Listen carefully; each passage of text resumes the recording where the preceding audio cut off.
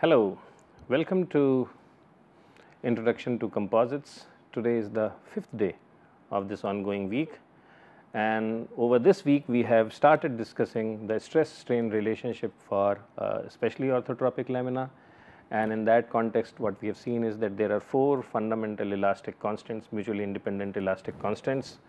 And now in the last class we discussed the stress strain relationships for a generally orthotropic lamina, and there the number of elastic constants which we need to know are larger in number.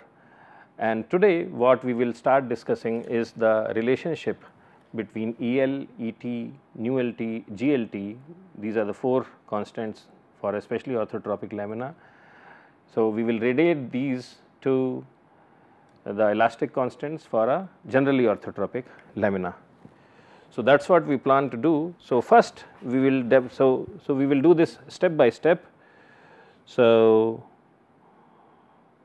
we will develop a relationship between Ex as a function of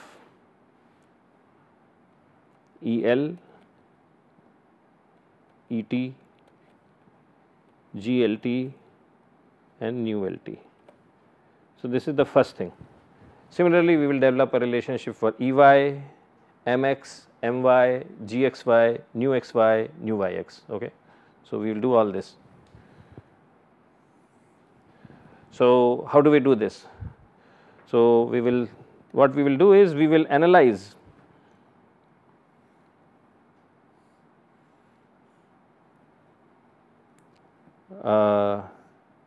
lamina which is in a generally orthotropic case. So, here we are applying sigma x, we are not applying any sigma y, and neither we are applying any shear stress. So, this is my L direction, this is my T direction, and this is the value of theta. Okay. So, when I apply this stress sigma x, I can transform this sigma x in terms of in context of LT Cartesian frame, right. So, this is my x axis system, this is my y axis, right, this is my x and this is my y. So, in xy frame, what are the stresses? Sigma x 0 and 0, there is no stress in the y direction. In LT frame, what are the stresses? There will be sigma L, sigma T and tau LT. So, we have to transform sigma x in the LT frame, and we will use the transformation equations which we had developed earlier, I mean using these stress transformation relationships. Okay. So, in this matrix, sigma x is sigma x, sigma y is 0, tau xy is 0, sigma x prime means sigma L, sigma y prime means sigma t, and tau x prime y prime means tau LT, and these numbers will be cosine square theta, sine square theta, 2 sine cosine theta and so on and so forth. So, using these transformation relations, we will find a relationship between sigma L, sigma t, tau LT and sigma x. So, directly using those relations we get sigma L, sigma t and tau LT is equal to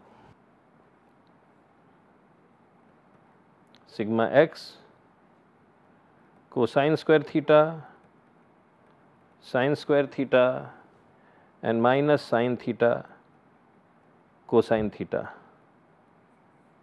This is what we get. All other terms come out to be 0 because sigma y is 0 and tau xy is 0. So, let us call these equations A.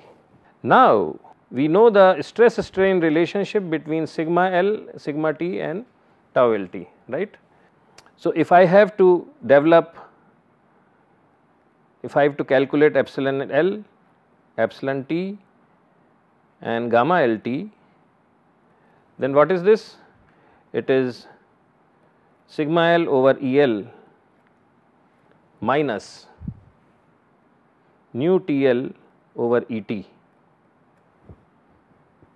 times sigma t, and this is equal to sigma t over ET, and here we have the Poisson effect minus nu LT sigma L over EL, and here we have, so this is plus, and here we have tau LT divided by GLT. Okay. So, these are the relations we have already developed. And what is sigma L? Sigma L is sigma x cosine square theta. Okay. So, this I can write these relations as sigma x cosine square theta divided by EL, because sigma L is what? Sigma x times cosine square theta minus nu TL divided by ET, and sigma t is sigma x sine square theta. So, sigma x sine square theta, and then there is also a the third component will be 0, because there is a no component of sigma tau LT. Okay.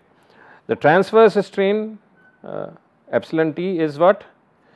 Sigma x sine square, this is minus nu LT divided by EL times sigma L, and what is sigma L? Sigma x cos square theta plus next term sigma t over ET, and what is sigma t? Sigma x sine square theta. So, it is sigma x sine square theta divided by ET, and finally we have tau LT is gamma LT is tau LT divided by GLT. So, what is tau LT? Tau LT is, as per this relation, minus sigma x sine theta cos theta. So, it is minus sigma x sine theta cosine theta divided by GLT. So, this is another set of equations, we call that B. So, what we have done now is we have expressed epsilon L, epsilon T, gamma LT in terms of sigma x, which is the external stress applied on the laminate in xy coordinate system, right. Now, so this is equation B. We also know from our stress transformation equations, these are the strain transformation equations, or if we are talking about engendering strains, these are the transformation equations. From this set of equations, we can express epsilon L, epsilon T and gamma LT in terms of epsilon x, epsilon y and gamma xy. In this case, we are going from LT coordinate system to xy coordinate system. So, theta is minus theta. Theta is minus theta. So, if we put the value of theta as minus theta in this matrix, then I can say, so I will write 3 more equations. So, I can also, so we can also say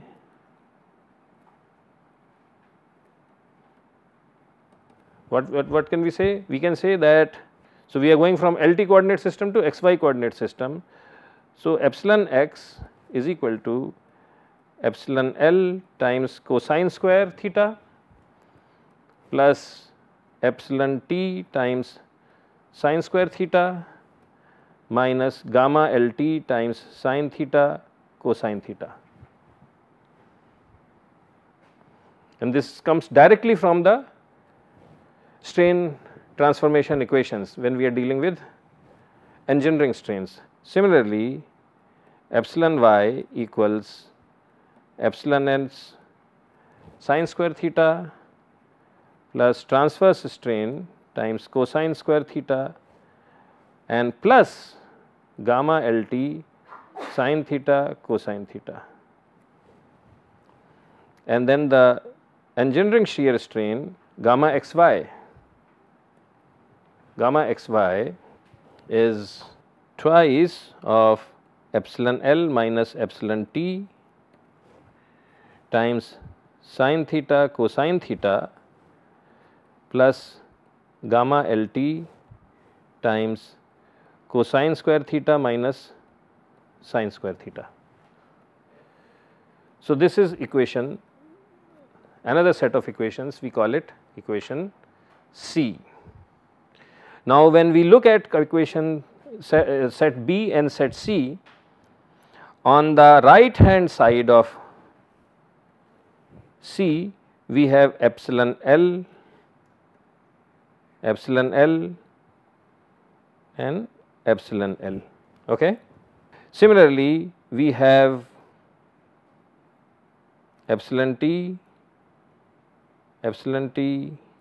and epsilon T, and then we have the shear strain gamma LT, and these guys also appear on the left side of set B. Okay. So, this was epsilon T. So, this I will put it in green and this one is light blue. So, what I can do here is I can put, so let us say this is B1, this is B2 and this is B3, okay, B1, B2, B3. So, we will just work on B1. So, in equation B1, put epsilon L from C1, no, oh I am sorry, this should not be B1, B2, B3, it should be C1, C2, C3. So, this is C1 equation, C2 and C3, and this is equation B1, B2 and B3. So, in equation C1 put epsilon L from B1, epsilon T from B2 and gamma LT from what? Gamma LT from B3. So, once we do that, what we will get is, we will get a long expression which will involve only epsilon x. It will involve only epsilon x, okay, because it will involve on the, okay. So, it will involve on the left side, it will involve epsilon x, and on the right side it will only have sigma x, right, it will have only sigma x. So, we will get from that epsilon x is equal to sigma x times cosine 4 theta by EL plus sine 4 theta over ET plus 1 over 4 divided by 1 over GLT minus 2 nu LT divided by EL times sine square of 2 theta, this long thing. So, this is from C1. From C2, we get, okay, so before we do C2, and now what we do is we just divide both sides by sigma x. So, sigma x goes away from here, and here I get epsilon x by sigma x. And what is epsilon x by sigma x?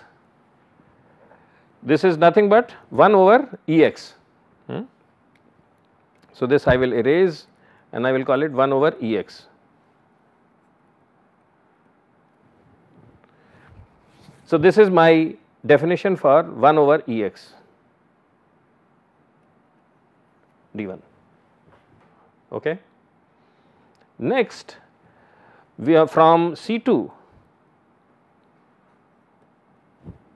From C2 and of course, and B1, B2, B3, we do the same thing, you know. In equation C2, we plug the values of epsilon L, epsilon T and gamma LT and we get this thing, epsilon y equals minus sigma x gamma LT over EL minus 1 over 4 1 by EL plus 2 nu LT by EL minus plus 1 over ET minus 1 over GLT times sine square 2 theta. Okay. So, this is the stress, in the system in y direction caused due to stress in the x axis, on the x axis. Left side tells us that it is the strain in y direction, right side is the source term which is sigma x. So, sigma x is causing some Poisson's contraction also and that is why we have a negative sign here, right. So, if I divide both sides by Ex, essentially what I get is I can erase both these sides and what I get from here is nu xy divided by Ex. If I divide both sides, if I divide both sides by sigma x goes away from right side, on the left side I am left with epsilon y divided by sigma x and that I can express it as this thing. So, this is equal to this. So, now I have a definition for Poisson's ratio xy. Okay. So, we do the same thing and from C3 what do we get? We get gamma xy is equal to minus sigma x sine 2 theta times this whole long term nu LT divided by EL plus 1 over ET minus 1 over 2 GLT minus cosine square theta in brackets 1 over EL plus 1 over ET plus 2 nu LT divided by EL minus 1 over GLT, this is there, gamma xy. And if you see the definition, so if you apply a generally orthotropic, in generally orthotropic case, gamma xy is equal to minus mx times sigma x by EL. So, if you use this definition, then from this C3 you get mx. So, what is mx? So, you again divide both sides by sigma x and what you end up with is mx is equal to sine theta and then EL is already here. So, EL goes away and EL comes. So, everywhere the whole thing gets multiplied by EL. So, here it goes away and I have in the numerator, in the denominator it goes away and 2 EL. So, this is 1 over EL over GLT, or this one is redundant, just adds confusion. So, I will write it as EL over GLT. Okay.